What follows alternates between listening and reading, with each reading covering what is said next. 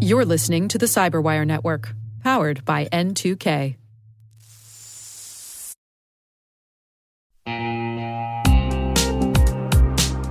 Managing the requirements for modern security programs is increasingly challenging and time-consuming. Enter Vanta.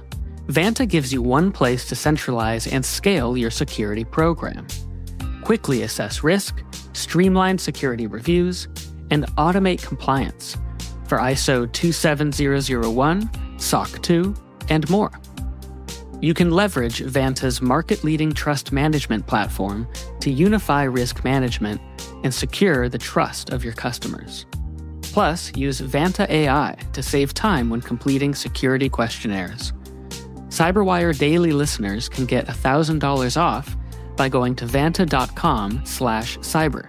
That's vanta.com/cyber.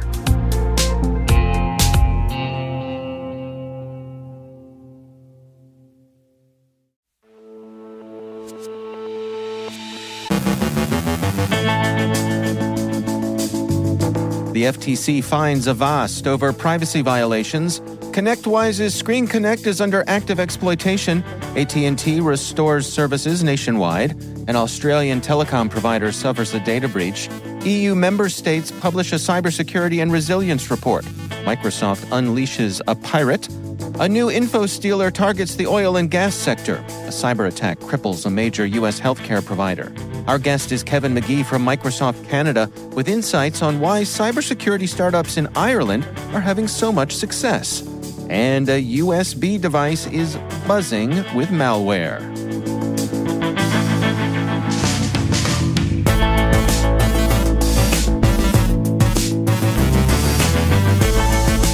It's Friday, February 23rd, 2024. I'm Dave Bittner, and this is your CyberWire Intel Briefing.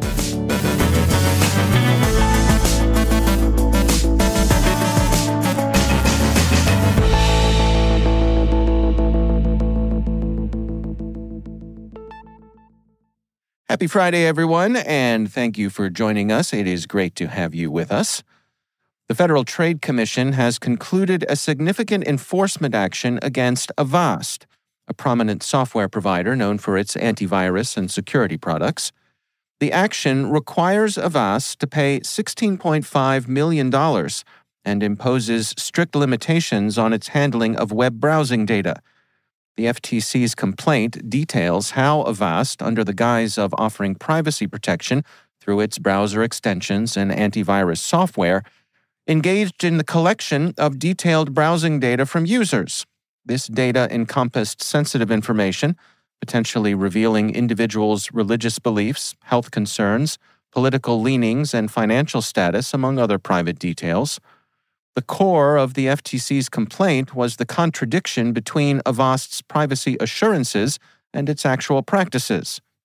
Despite advertising its products as tools to safeguard user privacy and block third-party tracking, Avast was found to have collected extensive browsing data, which it stored indefinitely and sold to over 100 third parties through its subsidiary JumpShot. This practice was not only in direct conflict with Avast's privacy promises, but also occurred without providing adequate notice to consumers or obtaining their consent. Highlighting the severity of Avast's misconduct, the FTC criticized the company for not sufficiently anonymizing the browsing data before sale. Avast's claims of deploying special algorithms to strip identifying information were challenged, with the FTC pointing out the continued risk of re-identification due to the detailed nature of the data sold, including unique browser identifiers and precise activity logs. The FTC's settlement with Avast includes several critical provisions aimed at rectifying the identified privacy breaches and preventing future violations. Notably, Avast is now prohibited from selling or licensing browsing data from its branded products for advertising purposes. Additionally, the company is required to secure affirmative express consent from consumers before engaging in similar practices with data from non-Avast products. The agreement also mandates the deletion of all browsing information previously collected, along with any derivative products or algorithms. Beyond these immediate remedies, the settlement obliges Avast to notify consumers affected by the unauthorized data sales about the FTC's enforcement action. Furthermore, Avast is tasked with establishing a comprehensive privacy program designed to address the misconduct highlighted by the FTC and to safeguard consumer privacy moving forward. A critical vulnerability in ConnectWise's ScreenConnect, scoring a maximum CVSS score of 10, is being exploited by ransomware criminals shortly after disclosure. Described as trivial to exploit for remote code execution, the flaw poses a significant risk, especially to managed service providers that are valuable targets for cyber attacks.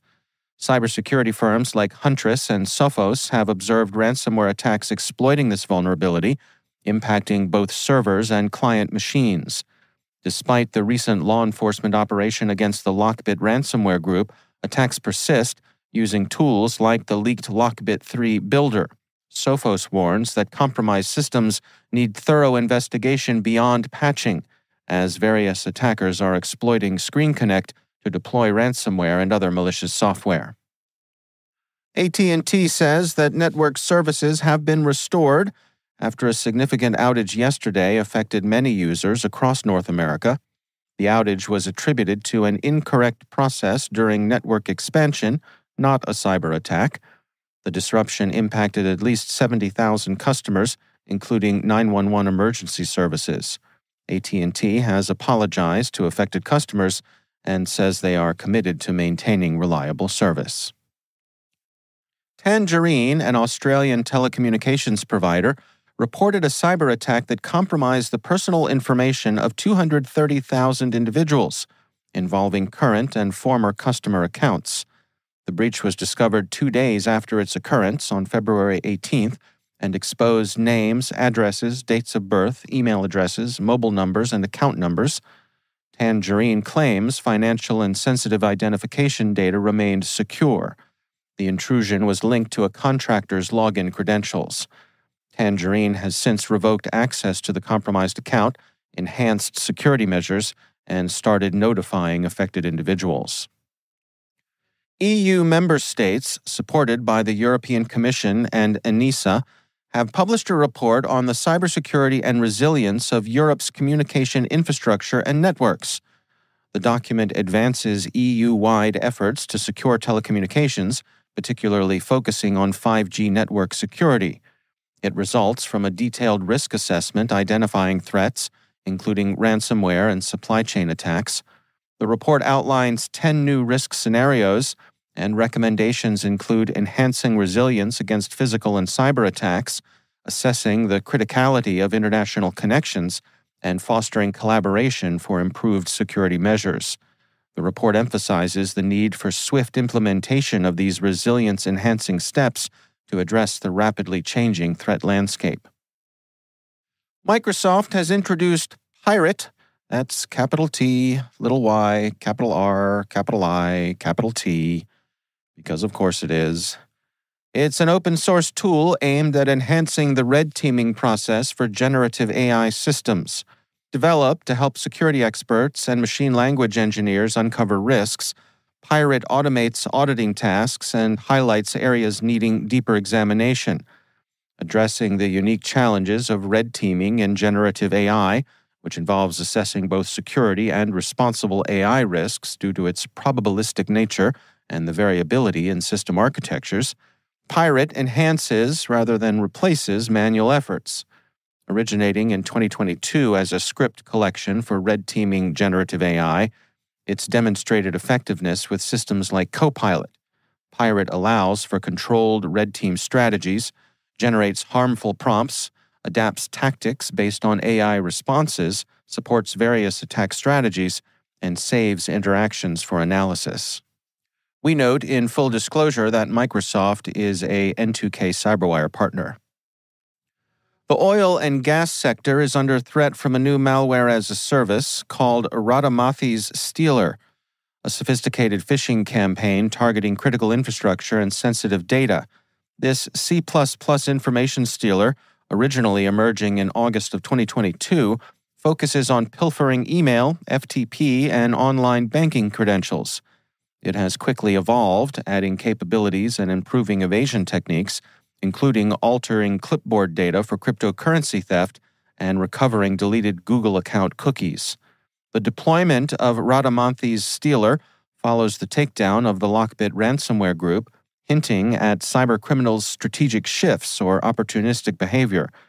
With phishing emails as its delivery mechanism, Radamanthys poses a significant risk to the increasingly digital-dependent oil and gas industry, emphasizing the necessity for robust cybersecurity measures, continuous monitoring, and employee awareness to help mitigate risks. United Healthcare Group has reported that its subsidiary, Change Healthcare, was targeted by a cyber attack likely conducted by government-backed hackers, according to a regulatory filing. UHG has not specified a timeline for system recovery or identified the attacker's nation. Change Healthcare, a major player in the U.S. healthcare system for patient billing and handling approximately one-third of U.S. patient records, experienced the attack early Wednesday. The specific nature of the cyber attack remains undisclosed. The incident has disrupted pharmacies nationwide, preventing prescription fulfillments through insurance. UHG has engaged security experts, cooperated with law enforcement, and informed affected stakeholders.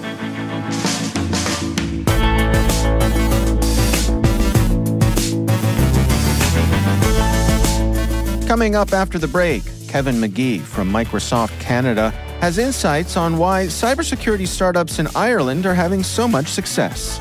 Stay with us.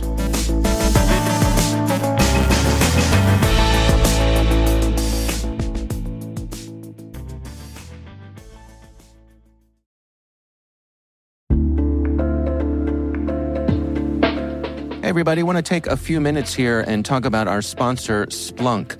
You know, you need to keep operations humming around the clock, but potential disruptions are everywhere. Splunk helps you predict problems and find and fix issues fast, so you can reduce risk and ditch downtime. The world's largest enterprises rely on Splunk's unified security and observability platform to become more efficient, resilient, and innovative. With Splunk, you can react quickly, evolve faster, and be ready for anything. Stay ahead of disruptions. Learn more at splunk.com/resilience.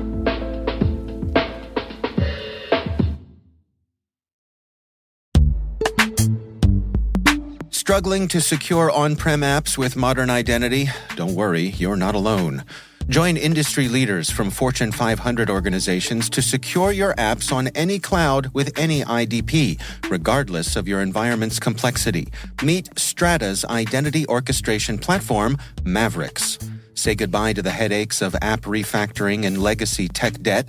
With identity orchestration, you can modernize legacy apps to use MFA or passwordless authentication in a few weeks, migrate from one IDP to another, and so much more without changing the app. No matter your IAM use case, Strata extends the value of your current identity investments. And the best part?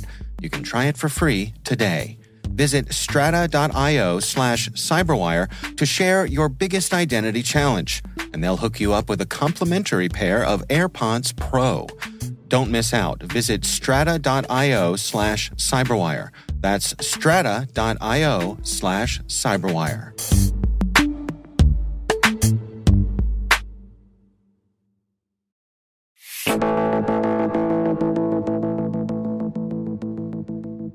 It is always my pleasure to welcome back to the show Kevin Magee. He is the Chief Security Officer with Microsoft Canada.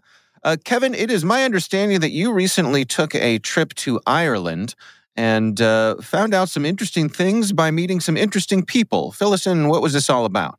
Thanks for having me back, Dave. Yes, I got to go to my homeland, Kevin Magee. I'm a good Irish boy, and I had my first opportunity to set foot on Irish soil, which was fantastic.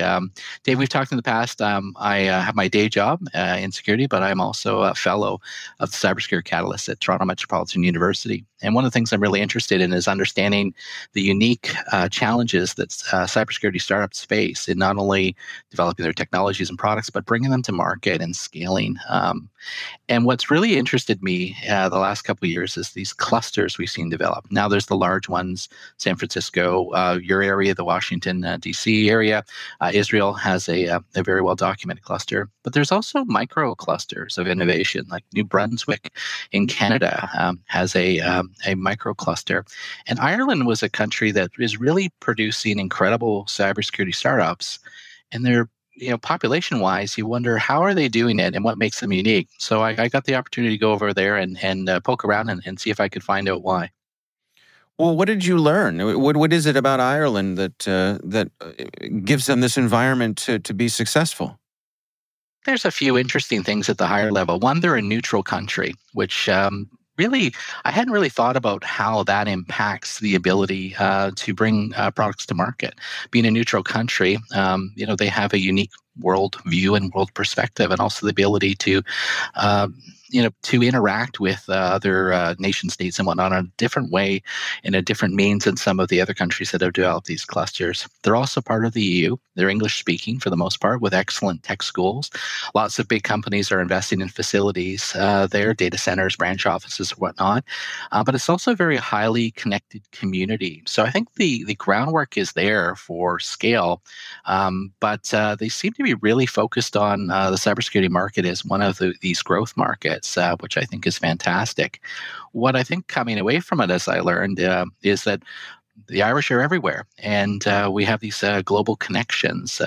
So they're really leveraging that, and they're leveraging those global connections and individual connections to introduce products and services well beyond sort of the Irish market. And I think that's been one of the secrets to their success. I think when we think about things like manufacturing around the world, for me, just something as simple as cars. American companies build cars a certain way. Germans build them their way. The Japanese build them their way. But do you find that there's that cultural influence that people bring to developing new products and ideas in cyber as well? I think it's very true. I think the Irish people, one, very entrepreneurial in how they approach things, but they've also made it a priority. And often governments will say, we'll make this area a priority.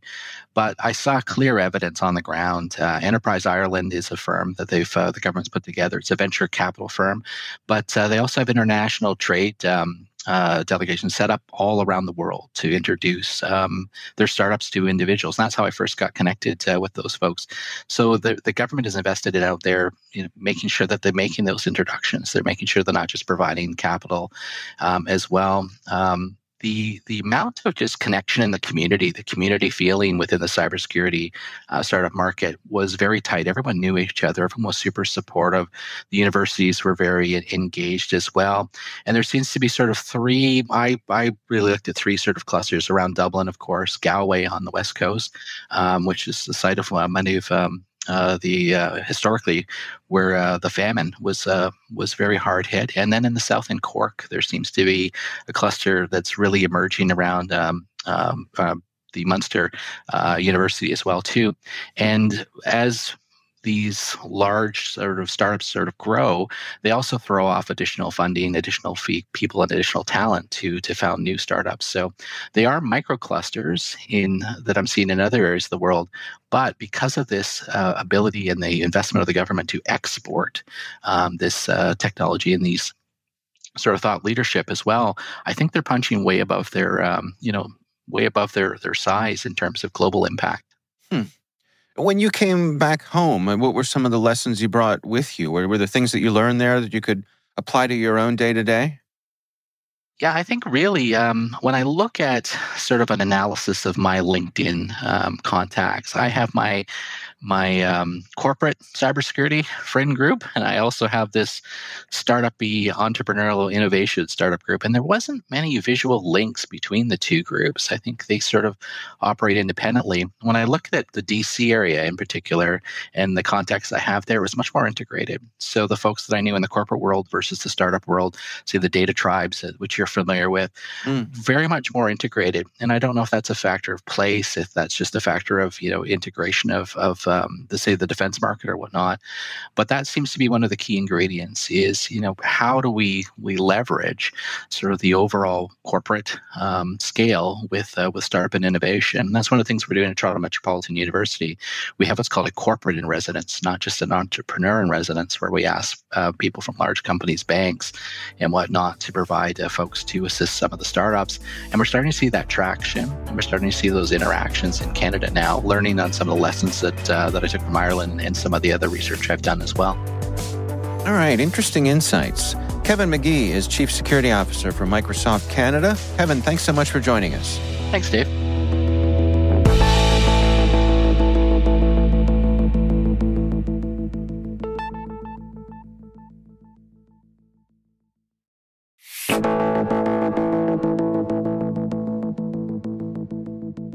And finally, our marital aids desk made us aware of a report from Malwarebytes about one of their customers successfully blocking an attempted malware infestation from an unusual source. We're a family show, so I'll do my best to keep the descriptions clean. You know those catalogs your grandparents get in the mail? The ones that include neck massagers that are suspiciously torpedo-shaped. The infected device was one of those.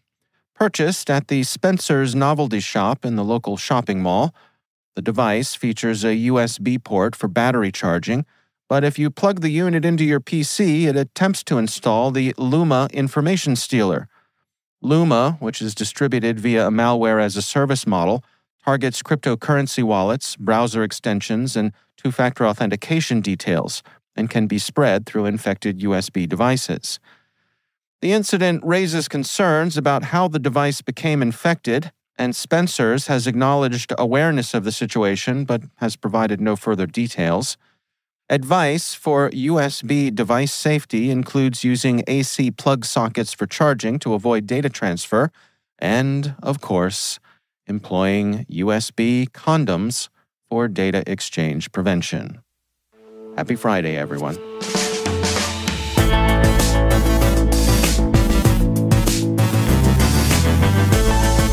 And that's the CyberWire.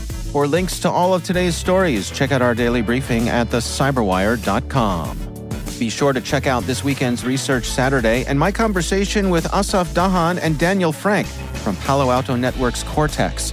We're talking about their research, Manic Menagerie 2.0, the evolution of a highly motivated threat actor. That's Research Saturday. Check it out. We'd love to know what you think of this podcast. You can email us at cyberwire@n2k.com.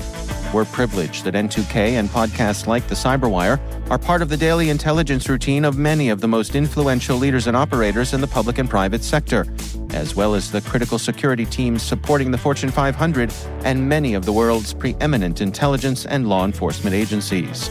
N2K Strategic Workforce Intelligence optimizes the value of your biggest investment, your people. We make you smarter about your team while making your team smarter. Learn more at n2k.com. This episode was produced by Liz Stokes. Our mixer is Trey Hester with original music by Elliot Peltzman. Our executive producers are Jennifer Iben and Brandon Karp. Our executive editor is Peter Kilpie, and I'm Dave Bittner. Thanks for listening. We'll see you back here next week.